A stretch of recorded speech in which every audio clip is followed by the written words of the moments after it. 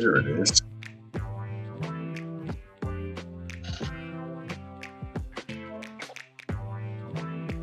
And away we go, ladies and gentlemen. So good morning, good afternoon, good evening, everyone, wherever you happen to be in the world today. Welcome one and all to Coffee Talk. It's time once again for Coffee Talk Live, where we will be having some discussion about what is going on in the world today. We'll take a look at some clips from the news, share a little bit of dialogue with those of you who are able to join us for the live portion.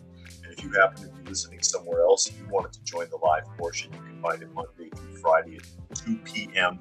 Eastern Standard Time on YouTube, on Coffee Talk at Prepper University, at Coffee Talk Live at Prepper University. You can find me on X at Coffee Talk Chat. You can find me on fistfulofradio.com, podcasting out of Atlanta. Additionally, you can also find me on Rumble now, and that is Coffee Talk 2 with the number 2.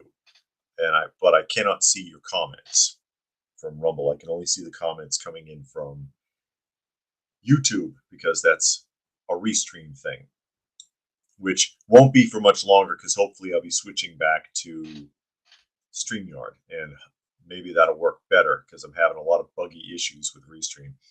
And I'll say hello to some of the people that have chimed in so far. I see Helter has joined us here today, as well as Tuck, Eric, who says give a thumbs up to the show, or up to show the love. Yes, please do if you don't mind. I'll take all the thumbs up I can get. Dragon is here. Coffee Girl. Brian. New York Patriot. Dan is here. Jeff is here. Joe in Nebraska. JJ is here. Country Living. Goodness. Kimberly is here. And Joe likes the braids. My wife did that. She wanted to see what it looks like. And she said that she wants me to look like a Viking. So here we go. Here we go. Bob is here. Monkey is here as I run down the list. And Joe says Gaza, the Riviera of the Middle East. It was. Ace is here. That's the whole thing people don't realize about Gaza. Holly is here. And Stacy said, finally, my notifications were on. Glad I'm here. It's about time. Thank you, YouTube. Anytime, YouTube. Gaza was a nice place before the mid-70s. And that's the part that a lot of people don't get, is that when Israel was in control of it, it was a lush area. There was a lot of farming. Then all of these refugees started coming from everywhere. And they were being pushed out of other countries. They were rejects from Iraq, Iran, from Egypt, from everywhere and anywhere. And even in the mid-70s, the president of Iran at that time admitted that they were people that were being thrown out of other countries all over the Middle East and pushed that way on purpose to cause trouble for Israel. It's like, and if you look at a map, Israel's a speck. They're not. There's no colonialism going on. They're not looking for more territory. They've got a speck. They've given up more territory than they've ever taken. They've chopped pieces off over the period of years, giving it away, trying to keep peace, and it doesn't work. It does not work. And New York Patriot says Captain Lou Albano. Well, he was full of like rubber bands and safety pins, though. That was Lou Albano's thing. Didn't he have like a safety pin in his cheek with like rubber bands hanging off of it or some crap? And that's who those people are. There is no actual Palestinian state or even Palestinian people. I see I'm freezing a little bit there. It's because the article opening up is being weird with Restream again. And Tuck says, rejects, Arafat didn't help. No, he didn't. Joe says, Trump says we need to send the Palestinians to their own land or to Jordan, Egypt. All Jordan and Egypt and other places around the Middle East is where they initially came from in the first place. They just kind of ended up there. And when Israel surrendered control of that area, they destroyed it. They chopped down all the trees. They destroyed the farmland. They ruined it. It was a lush green area. Now it's a wreck. They destroyed everything. They destroyed everything. Bob says the new Coffee Talk video was good. Thank you. For those of you who are not aware, I put up another Bible-oriented Bible. Oh, here's Monkey. Hi, Monkey. Say hello to everybody. Bible-oriented video talking about the Jesus and the blood. One thing that I might have mentioned is that there are those who will try to give validity to the Jesus sweating blood thing by saying that Luke was a doctor. And it's like, yeah, you know, if Luke was a doctor, he was a doctor 2,000 years ago. I seriously doubt that he looked at Jesus and said, I say, Watson, it looks like he has hermetidosis. That didn't happen, okay? Back when there were no medical schools, when doctors were apprenticeships and your prescription was salt and leeches and slice a few fingers off, it doesn't make any sense. And also, if he was a doctor, I think he would know the difference between sweating profusely and having blood coming out of your head. Anyway, that video was up today for those of you who might be interested in it. And Joe says majority of Palestinians, when surveyed, say violent jihad is justified, which is a holy war which can only be initiated by God, biblically speaking, not by man. But while we're on the subject, and that is the subject of the thumbnail, and that is the first article of the day here, ABC News, Trump says the U.S. will take over Gaza. We'll own it. Yeah, basically, throw everybody the hell out. If you can't play nice, and I've seen the counter on this where people are saying, oh, well, he's kowtowing to Israel. He's another Israel puppet, blah, blah, blah. Okay. I think it's more along the lines of, since you two can't play nice, I'm taking away your play space. JJ said this would probably explain why so many Mideast countries are opposed to moving the people out of Gaza to elsewhere. If you noticed, when that whole thing jumped off, what was it, October 11th? It jumped off and the war started in Gaza. Everybody started fortifying their borders because they didn't want refugees from Gaza coming their way. They don't like them out there. They don't like them out there. They don't want them. So I don't know where they're going to go. Maybe they can send them to El Salvador too. In a stunning proposal, President Trump said Tuesday that the U.S. will take over the Gaza Strip, level the site, and rebuild, after earlier saying Palestinians living there should leave. That's right, get out.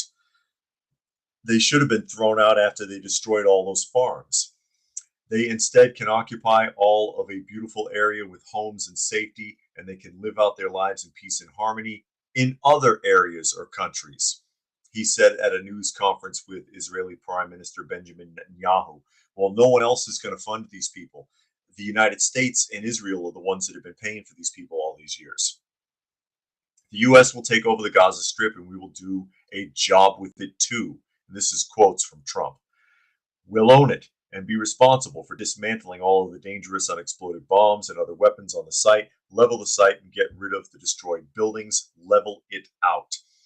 Create an economic development that will supply unlimited numbers of jobs and housing for the people in that area, do a real job, do something different. And some of you might remember, or you might be old enough to remember, once upon a time when many of those areas were resorts. Beirut used to be a global hotspot for jet setters. It was like going to Vegas. Now look at it. Look at it. Their own people, their own governments destroyed this stuff, ruined everything. Where was it? Where was it? Was it Lebanon? One of these countries, back in the day, they levied a tax on trees on property. So they would know how many trees you had on your property. So everybody cut down every tree in the whole freaking country. Now it's a desert. That's how stupid people are.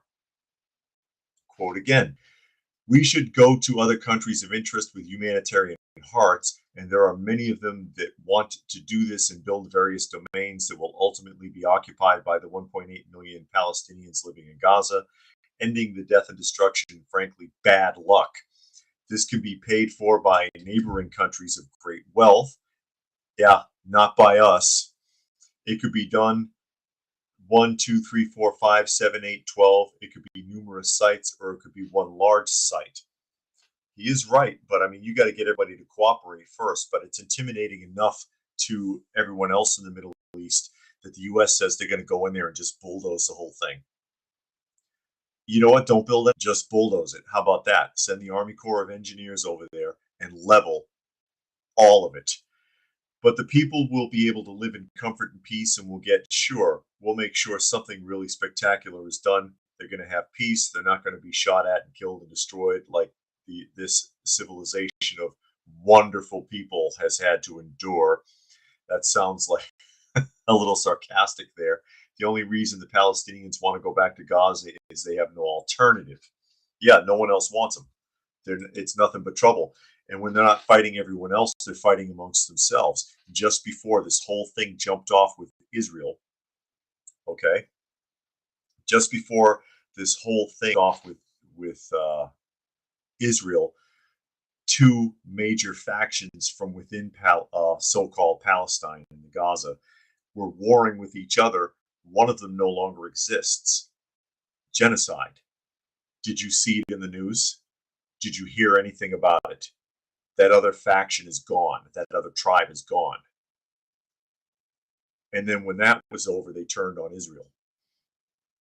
So what happens when the next tribe or next group comes along? They can't get along. They cannot get along. All People says Palestine population is basically like when Castro emptied the prisons and insane asylums and put them on boats to make the 90-mile trip to terrorize Cuba and another Florida. Yeah, something like that. something like that. And if you're wondering what All People's talking about, watch the movie Scarface. Watch the movie Scarface.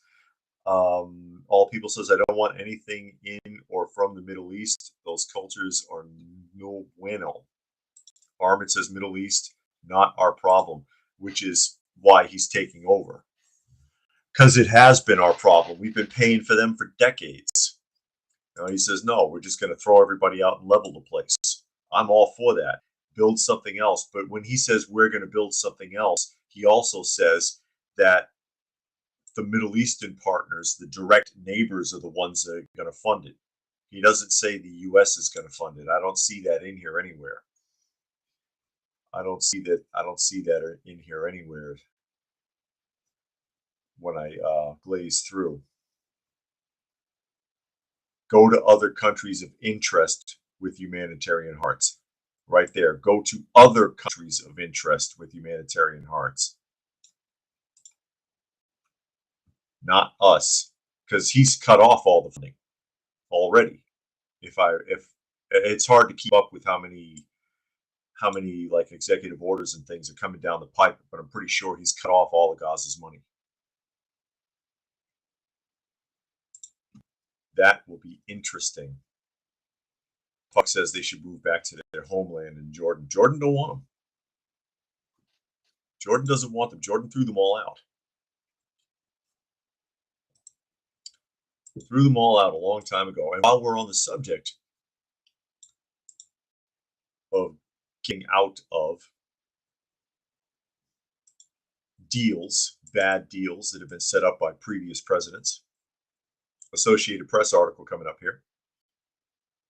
Anytime, Restream, let's go. People are waiting. Trump announces withdrawal from the UN human rights body and halts funding for Palestinian refugees. There it is. And there it is. President Trump announced Tuesday that the United States will withdraw from the top UN human rights body and will not resume funding for the UN agency that helps Palestinian refugees. The U.S. left the Geneva-based Human Rights Council last year, and it stopped funding the agency assisting Palestinian refugees known as UNRWA, UNRWA, after Israel accused it of harboring Hamas militants who participated in the surprise October 7th, I said October 11th, it's October 7th, attack in southern Israel, which UNRWA denies. But oddly enough, they were operating from underneath UNRWA's headquarters. Funny how that works. Trump's announcement came on the day he met with visiting Israeli Prime Minister Benjamin Netanyahu, whose country has long accused both the rights body and UNRWA of bias against Israel.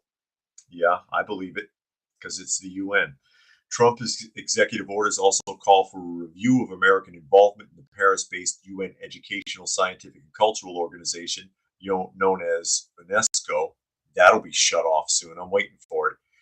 And a review of U.S. funding for the United Nations in light of the wild disparities in level of funding among different countries. I swear we pay for like 2/3 of the money that comes into the UN is probably coming from the United States. I got to look that up sometime. I'm curious. The United States, with the world's largest economy, oh, here it is, pays 22% of our operating budget, with China being the second largest contributor. Well, let China be the biggest contributor. How about that? How about we stop at 22%? I got it backwards. So we're paying almost a quarter of it. But how many countries are in the UN? I've always felt that the UN has tremendous potential, Trump told reporters. It's not living up to that potential right now. They've got to get their act together. Yeah, good luck. It's been corrupt from day one. It's been corrupt from day one. From its inception. The person who wrote, I can't remember his name, and they can put it in the comments if they're curious, or you can look it up. The person who wrote the charter for the UN turned out to be a Soviet spy.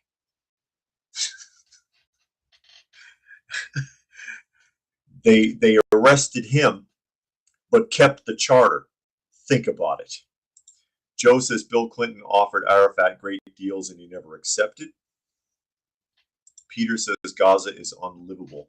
Yeah, that's why they need to bulldoze the whole thing. Eric says just an hour into her new role as Attorney General, Pam Bondi cut off funding to all sanctuary cities. Good. Good. I hadn't seen that yet, but good. And Peter says maybe Israel can move back. Well, they gave up the Gaza in the first piece. Again, they're a speck on that map with the smallest population in that region. They're not colonizing. They've given up more than they've ever taken. Joe says America could have literal roads of gold and we would have subsidized healthcare, but instead the money's laundered to foreign lands. Peter says easy, stop funding them, illegal to provide them aid under U.S. law anyway.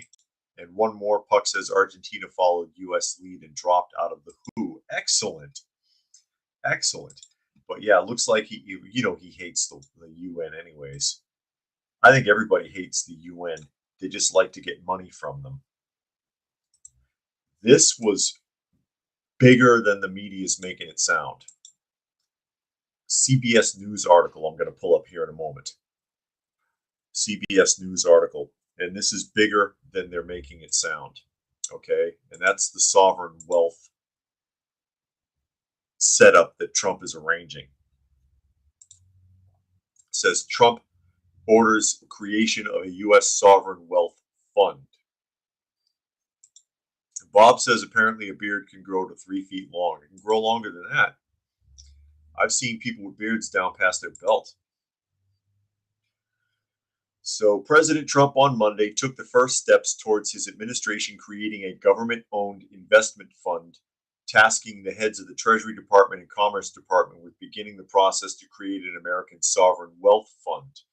Trump signed an executive order that charges Treasury Secretary Scott Bessent and Howard Lutnick with beginning a process that will hopefully result in the creation of an American sovereign wealth fund. We're going to create, quote here, we're going to create a lot of wealth for this fund, and I think it's about time the country had a sovereign wealth fund, President tells reporters on Monday. He says it's very exciting. The president said the U.S. may somehow put TikTok in the sovereign wealth fund. A law that took effect in January was meant to ban the app in the U.S. unless its Chinese parent company sold it, but Trump has delayed enforcement of the law, keeping it alive for now.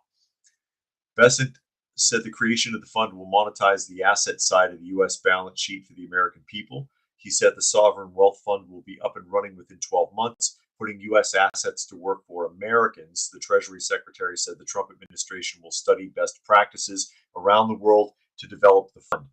Most first world nations have a sovereign wealth fund. We do not. The reason that we do not is basically because of the Federal Reserve. We lean on the Federal Reserve for everything instead of trying to generate our own income government-wise so that we don't have to tax the shit out of everybody. This is a step away from the Fed, which is why it's huge. Why it's huge. Uh-oh, Country Living says the battery's dying on their phone. As we get off here, or we continue on, we get ahead here. I think it's huge. It says sovereign wealth funds generally use a nation's reserves and invest the funds to generate returns, which could be used to address deficits, pay down debts, or bolster savings. It's unclear what type of safeguards would be placed around a U.S.-owned investment fund to ensure it has transparent reporting obligations and that the investments aren't benefiting political allies. That's not that hard. That is not that hard. JJ says the U.S. sovereign wealth fund may be interesting. By contrast, Norway has the most productive version, gaining 30% returns last year, though that still pales when compared against yields by privates, of course. But at least they're earning something, so they don't have to lean on their people that hard, which, you know, is all this country has done, is borrow money from the Fed, tax the hell out of everybody, and then waste that money on frivolous spending. It's incredible what's been done to the American people. How much it's changed, how much they've been taken advantage of and pushed down and crushed by an ever-growing government. And it's nice to see a lot of this getting walked back. And again, you know, Trump, he doesn't like the Federal Reserve. Neither did John F. Kennedy, which is one of the big conspiracy theories surrounding his assassination, that they had something to do with it because he wanted to walk back the Fed too. But this is a great way to start walking that back. All people says East Indian Vedas gurus like long beards. Everybody's talking about beards today. I wonder why. It's because my wife braided mine. She wants me to be a Viking, though. And that's was brought up here. It says other countries that have a sovereign wealth fund include China, Singapore, New Zealand, Norway, Saudi Arabia. Norway's sovereign wealth fund, the government pension fund of Norway, is the largest in the world with assets valued at 1.7 trillion. A substantial figure for a country that only has 5.5 million people. That's pretty good. It says it amounts to about 20% of its annual budget. It's a smart idea. It's a smart idea. I like that idea. I like a lot of what Trump has been doing so far. And, you know, like him or hate him, because there are people that are having meltdowns over Donald Trump. I'm sure you've seen them in the media because they're being made fun of tremendously. And we got a lot of that from, what was it, the Music Awards? It was the Music Awards just recently, right? Where they vote for each other and then pretend like it had something to do with talent. You know how that works, I'm sure. You vote for my guy for this and I'll vote for your guy for that. And then the next thing you know, Beyonce gets album of the year for that trash Cowboy Curtis. It's unlistenable. It's horrendous. It's horrendous. I've talked about that before.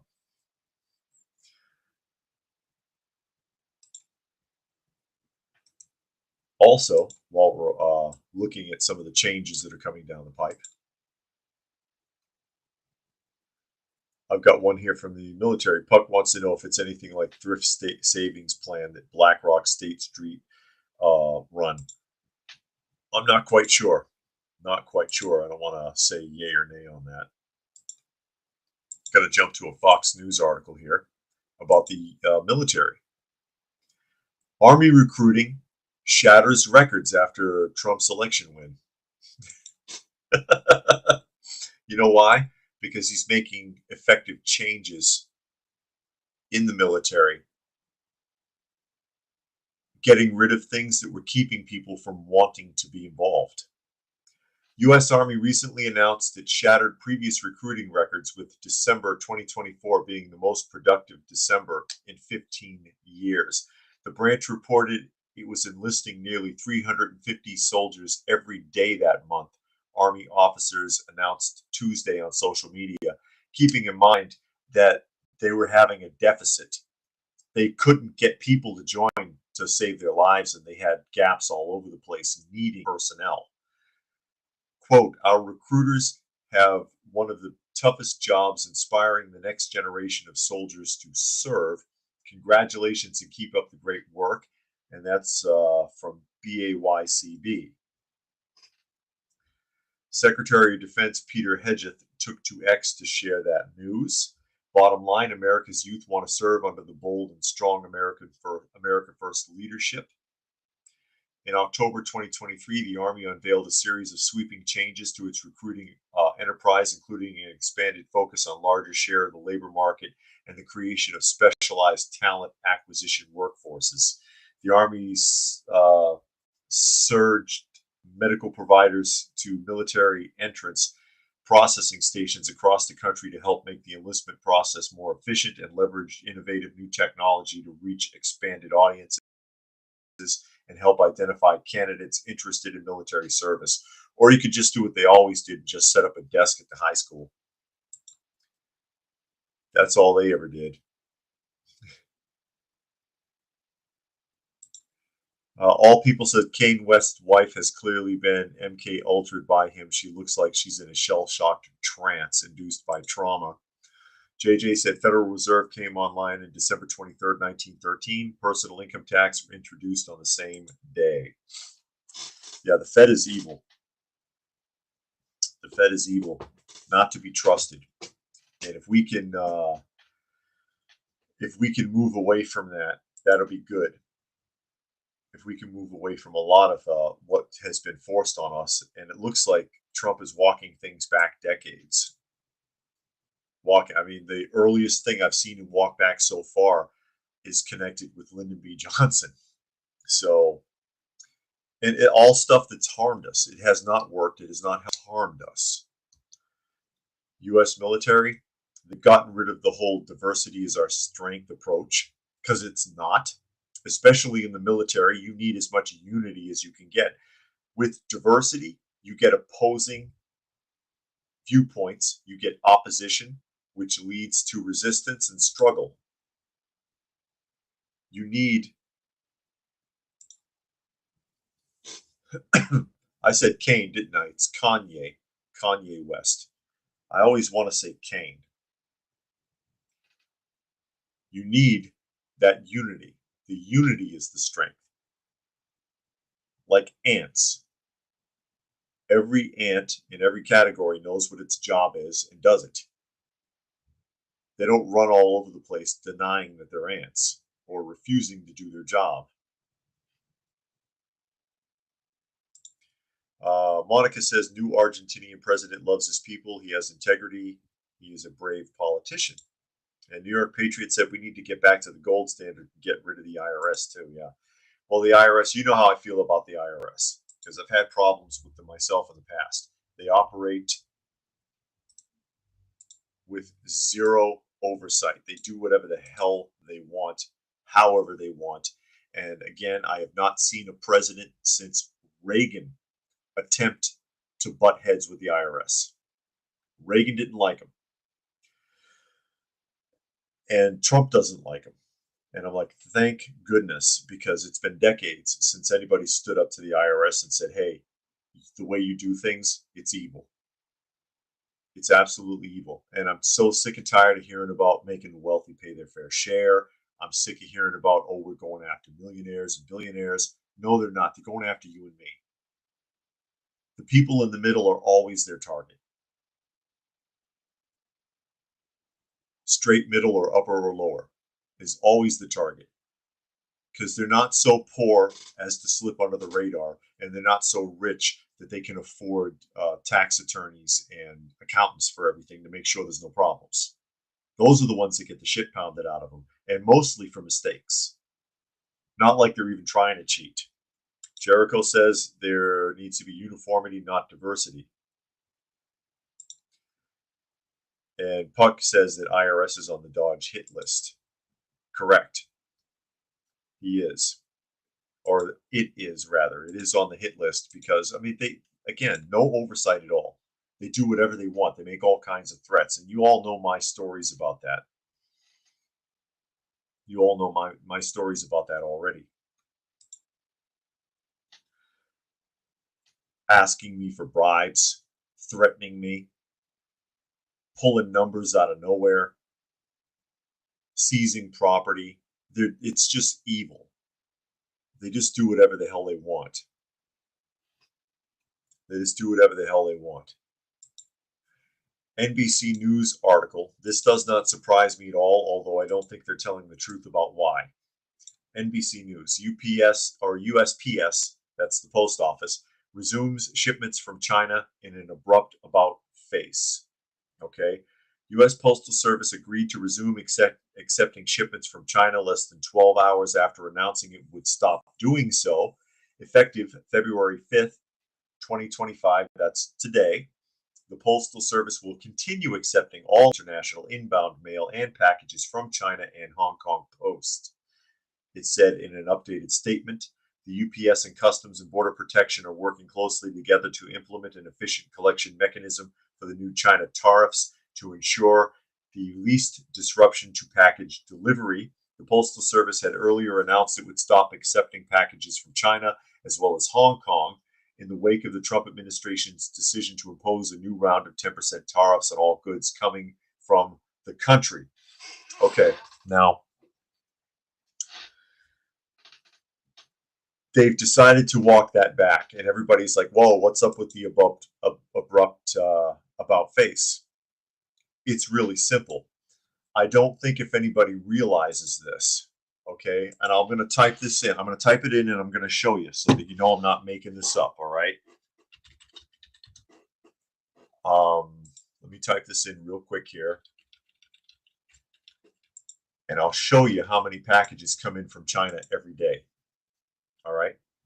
That's the next thing that's going to come up here. And this is a Bing search. 4 million packages per day.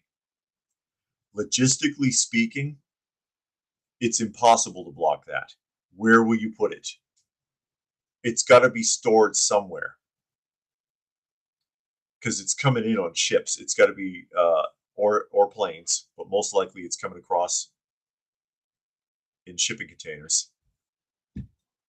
Got to be separated out from other packages. Where the hell do you put this? You can't just keep storing packages and get around to it. 4 million per day. Okay.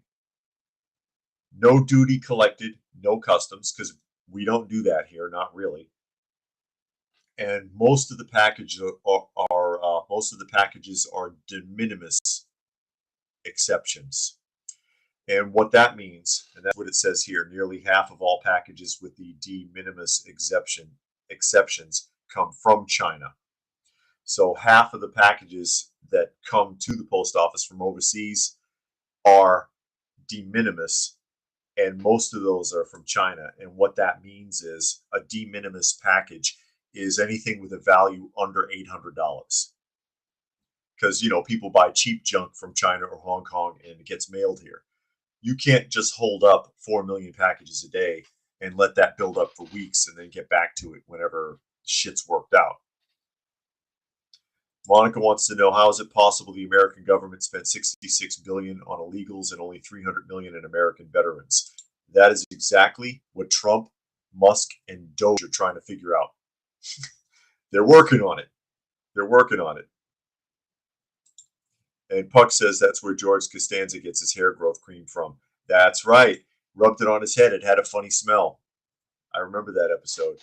Was that the same episode where Elaine had left a secret, sexy sounding recording on Jerry's tape recorder and they didn't realize who it was until the end of the show? Tuck says that's wild. It is 4 million a day. 4 million packages a day of cheap counterfeit junk for American consumers. Where do you put that? Where do you put that? You can't put that anywhere. There's no room. There's no room. So it's a matter of logistics. You don't have the space. That storage, it would be overwhelming. It would be overwhelming just for the storage capacity. And then again, like I said, eventually you're going to have to get back to it. You're going to have to get back to it. And so you're just creating more work for yourself in the end. Bloomberg article coming up, because I'm sure you've seen this as well. Musk buyout accepted by more than 20,000 federal workers so far. That's as of yesterday. 20,000 federal workers have accepted the buyout. More than 20,000 employees, which is roughly only 1% of the federal workforce, have signed up for an offer to quit their jobs in exchange for a deferred resignation deal that would have taxpayers continue to pay their salaries through the end of September. But those numbers are increasing every day, according to the unofficial familiar with data. They expect a spike in resignations as employees near Thursday's deadline to accept the offer. So tomorrow is your last chance. President Trump and his efficiency czar, Elon Musk, hopes the offer could cull as much as 10% of the federal workforce. That target could be difficult to meet. There are nearly 2.3 million civilian federal employees, but perhaps half of those, including civilian defense and intelligence employees, postal workers, law enforcement personnel, and certain other sensitive positions, are ineligible for the offer. Those 20,000 employees could also include many people who are already planning to retire in the coming months. An average of 62,000 federal workers have retired each year over the past decade. I don't think that would be accurate. I think Bloomberg is off on that. If you're going to retire, you don't quit for a buyout, because then you can't get your pension because you've quit the job. I don't think that would work unless there's some exemption in the buyout that allows for if you have a pension coming. But basically, this is a way to trim the fat. These 20,000 employees know they would lose their job anyway, because people are like, oh, taxpayers will have to pay them until September. Easier to get rid of them now than to do evaluations on them all to weed out who's useless, who's redundant, who's not really doing their job, who's corrupt, and so on, because they're going to have to evaluate all of them. All of them who are not essential personnel, like they said, military contractors, the post office, stuff like that, they're not going to mess with. It's all these red tape bureaucracies that they're after. So we'll put it out there. Hey, we're coming anyways. If you know you suck, just take the deal and get out of here. Makes sense. Easier to pay them off now. Easier to pay them off now. All People says many government employees are lazy and dishonest and actually do not work at all. An example, the Motor Vehicle Bureau, and do not deserve their amazing pension funds. Okay. And Tuck says that's excellent. Yeah. Get ahead of it. That's all it is. Get ahead of it. If you know you're useless, you may as well take the deal. Go find something else to do. And as of yesterday, they had hit 20,000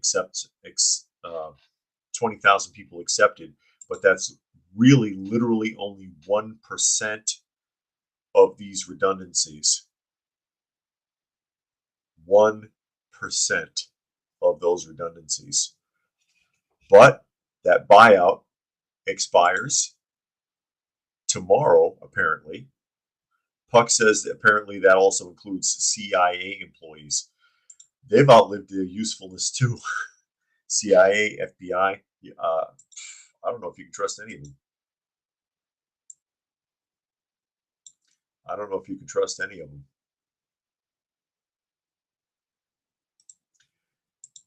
But it's a good idea. You pay them till September. It's cheaper than trying to worm them out. So I get it. I understand that. All of them will be evaluated. Cut to the chase. Now, we talked about this person the other day, and that's Bishop Marion Buddy. And Bishop Marion Buddy is the so-called Episcopal bishop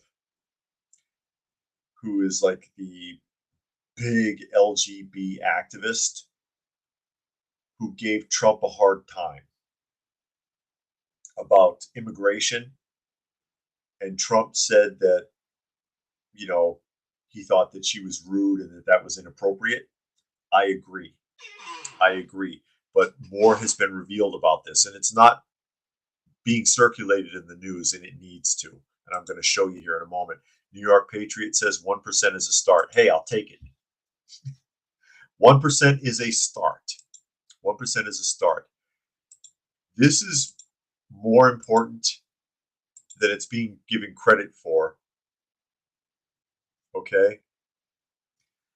And this is from the Center for Immigration Studies. It's a podcast. All right? Talking about that Bishop Buddy. It says, Episcopal Bishop lectures Trump while earning taxpayer millions to bring migrants into the U.S.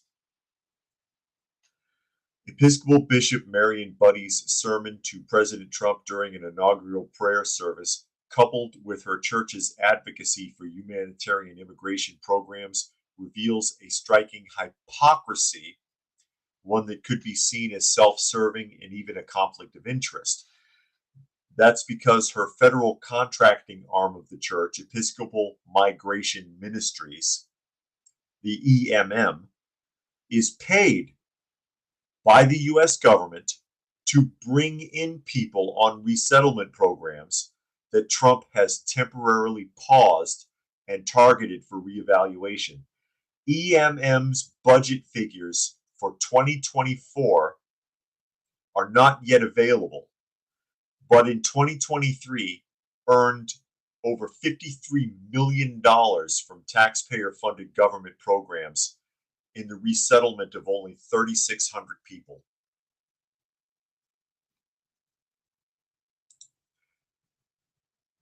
Sound like a conflict of interest to anyone else? No wonder she's so upset about him blocking immigration. Puck says, remember back in the 90s, a congressman proposed cutting spending by 1%. He was almost tarred and feathered by Republicans and Democrats. Yeah, because they didn't want their money taken away. Again, Marion Buddy's Episcopal Migration Ministry, her pet project, her charity, in 2023 earned $53 million in tax dollars for the resettlement of 3,600 people. Last year, they nearly doubled that. 6,400 individuals from 48 countries, most of which were from Afghanistan and the Democratic Republic of the Congo.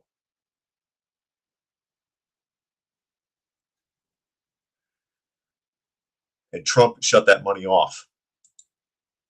That's the real reason that she got up on that podium and cut him down. Not because she thought it was humanitarian, but because it was cutting into her piece of cheese. Tuck says, cut that funding. Yeah, And JJ says this needs further investigation and possible prosecution. I would think so. How do you spend $53 million to move around 3,600 people? And how much did they get last year? It hasn't been discovered yet, but nearly double, 6,400 this time. How much was that? Over $100,000? I mean, 100,000, over 100 million, excuse me, $100 million perhaps? At least double. At least double that. Bishop Marion Buddy, if you look her up, I'll put this up from all people real quick for the chat. If you look her up, it will tell you that her net worth is between $1 and $1.2 million. Personal wealth. However, her mansion is worth more than that. So I don't know where that number comes from. Also, her husband, I could not find any data on his net worth. But as I understand it, he's quite fabulously wealthy.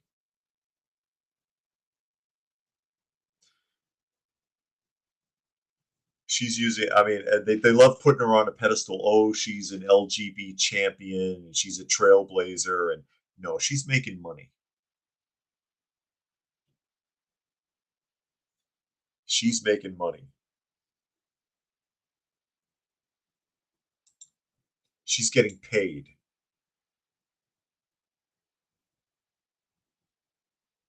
She's getting paid.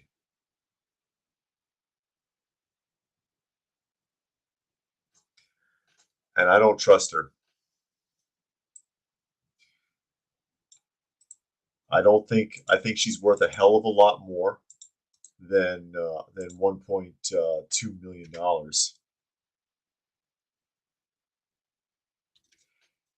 And I find it fascinating, though, that she has a husband, because I was pretty sure I had read that she was a lesbian. So I don't know how that works.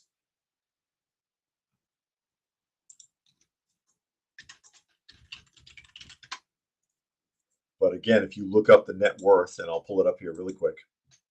If you look up her net worth, this one says about $1 million. I've also seen 1.2.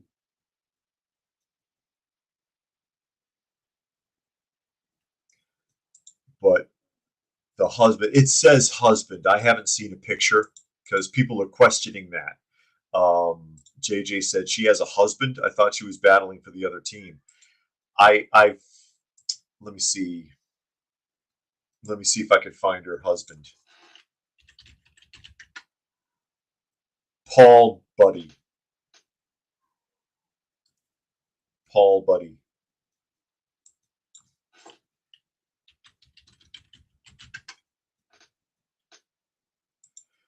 But he's apparently very wealthy, but I can't find any information on him. Any information on his valuation or what he's worth. I'm looking to see if I can find a picture of this guy. I think this is him with her holding the staff there. Or you can't see that. Hold on a second. Let me switch that. Let me switch that. There we go. That looks like the image that I saw just now.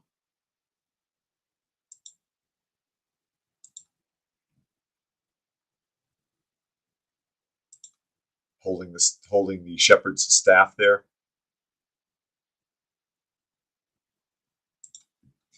I don't know how much of that to trust. He's an author and he has other values. Again, they say her net worth is between $1 and $1.2 million. Their mansion's worth more than that.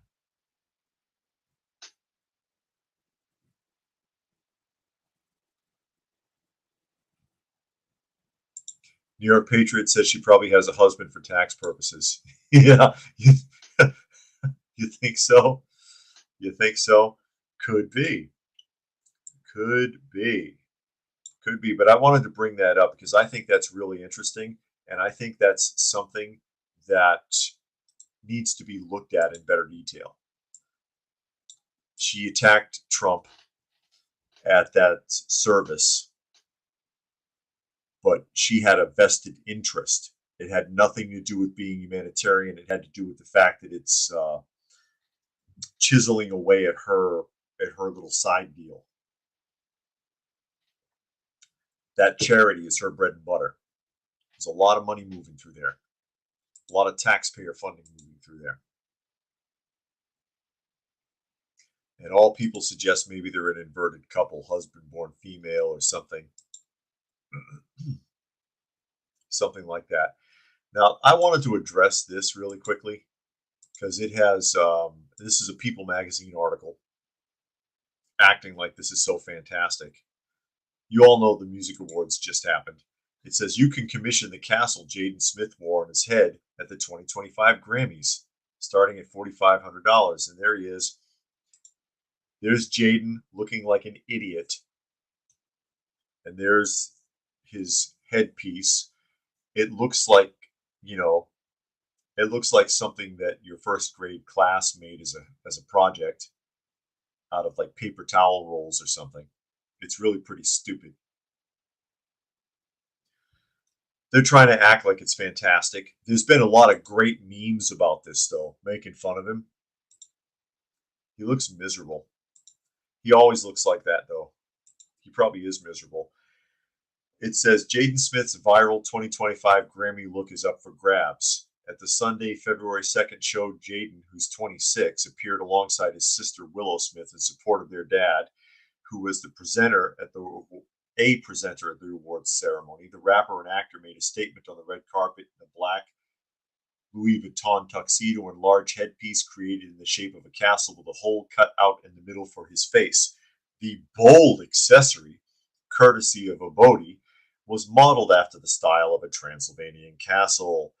The design team wrote on Instagram, the artistic headpiece combines the mysterious elegance of Obodi Transylvania with a bold modern design inspired by Transylvanian history and the vampire legends of the Bathory. I bet you if I look up a Transylvanian castle, it won't look like that. Not at all. Not at all.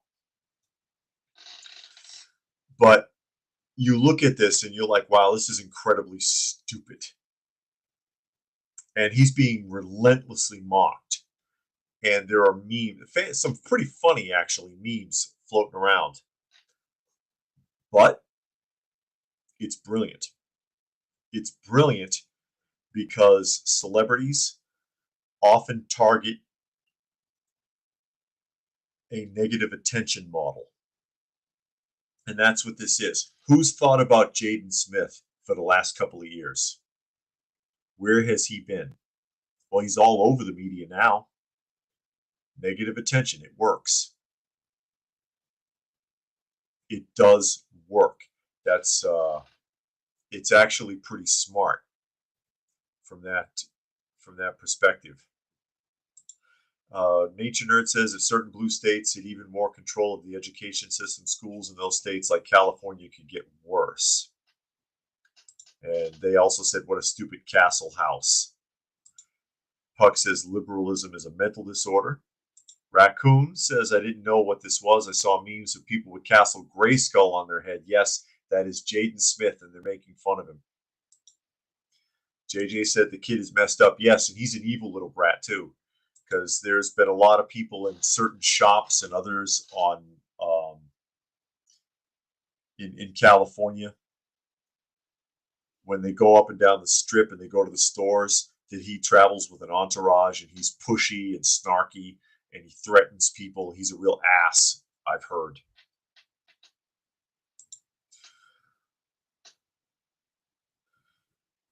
And All People has something to say about Jaden Smith and Will doing something awful together.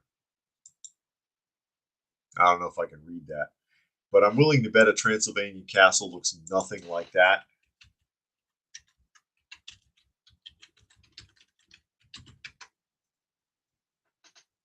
Let me see.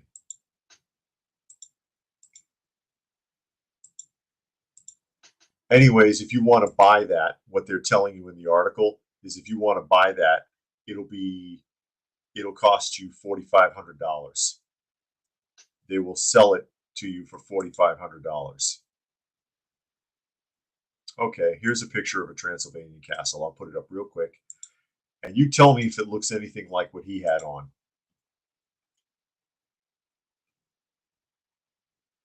I think not. But yeah, that's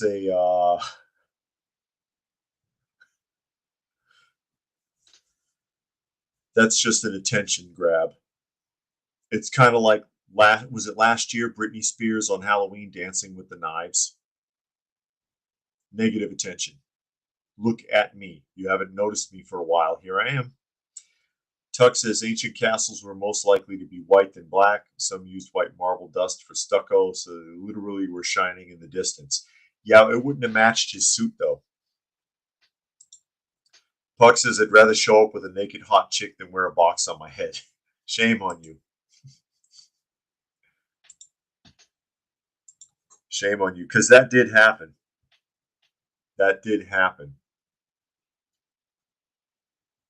And JJ says I can think of so many better things to buy with $4,500. Indeed. I agree. I agree. But like I said, it's smart in the sense that it fits the negative attention model. Now everybody's talking about it, even if it is negative, because nobody's had anything. He's been off the radar for like a couple of years. Daily Caller article. This is interesting. One of America's priciest green boondoggles may be going offline after sucking up subsidies and incinerating birds. Yeah, because, you know, Trump is walking back all of that climate agenda stuff. So one of the most expensive green energy projects ever undertaken in American history looks like it's now on borrowed time after eating up massive amounts of taxpayer dollars and killing thousands of birds. Pacific Gas and Electric, a major utility company, announced in January it will be terminating power purchase contracts with the owners of Southwestern California's Ivanpah Solar Powers facility, a massive and unique solar project that received hundreds of millions of subsidy dollars as it launched in 2014. Just over a decade after it started operations, the facility appears to be headed towards its demise after killing thousands of birds because it could not provide the utility sufficiently cheap energy. Like all of these solar farms, it's operating on subsidies. It's not generating any income. Solar, there's 1,000 solar farms in the United States hooked up to the grid, are producing less than 1% of the grid's output. It's a complete waste. It doesn't work. PG&E determined that ending the agreements at this time will save their customers money. The original owners of the plant, which cost them $2.2 billion to build, included Google and NRG Energy. The Los Angeles Times reported in 2016 the Ivanpah project kills an average of 6,000 birds every year, with some of the unlucky creatures colliding with the development's 40-story towers and others being instantly incinerated upon flying through concentrated sunlight while chasing prey.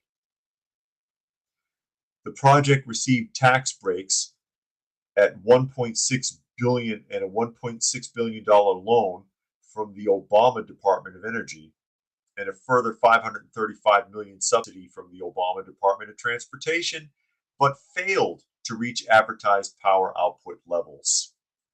It'll never reach those levels. None of those solar farms will. None of them. None of them. JJ wants to know if it's the facility that had multiple mirrors aimed at a tower filled with molten salt. That I'm not sure about.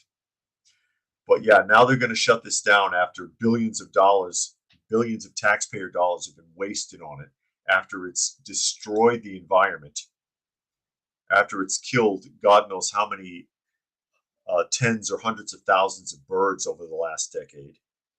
They're finally going to walk this back. It's not adding anything to the grid like all the rest of the solar farms. It's not helping. And the demand keeps getting higher.